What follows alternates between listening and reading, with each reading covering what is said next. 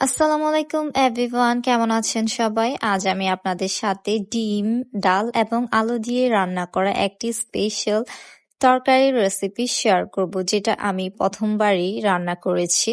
সবার প্রথমে আমি এখানে নিয়েছি 2টি ডিম, যার মধ্যে পেঁয়াজ, মরিচ এবং টমেটো দিয়েছি।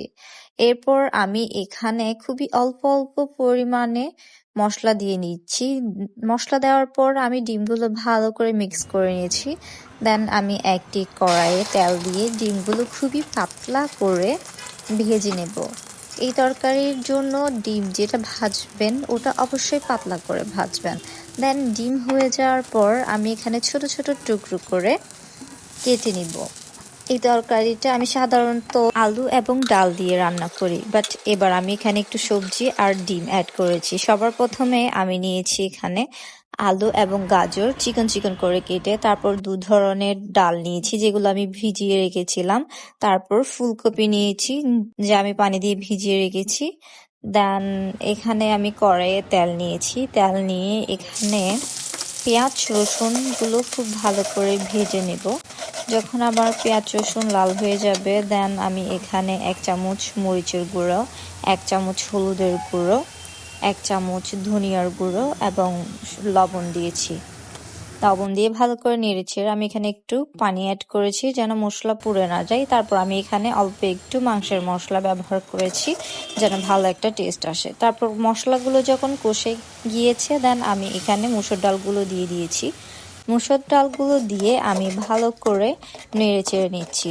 তারপর আমি এখানে একে একে তরকারিগুলো অ্যাড করছি। প্রথমে দিয়েছি আলু আর গাজর, ভালো করে নেড়েচেড়ে নিয়েছি। নেড়েচেড়ে নেওয়ার পর আমি এখানে ফুলকপি দিয়েছি। ফুলকপি দিয়েও আমি এখন ভালো করে নেড়েচেড়ে নিচ্ছি যেন মশলাগুলো সবজির গায়ে মেখে যায়। তারপর যখন এগুলো কষে গেল, দেন আমি এখানে পানি অ্যাড করছি। আপনারা আপনাদের পছন্দ মতো পানি অ্যাড করতে পারেন, যেরকম খেতে চান। আমি এখানে বেশি করে প্রথমে পানি দিয়েছি। দেন আমি এখানে স্বাদের জন্য অল্প একটু ম্যাজিক মশলা ইউজ করেছি। তারপর যখন ভালো করে বলকে এসে গেছে, দেন আমি এখানে টমেটো আর কাঁচামরিচ ব্যবহার করেছি।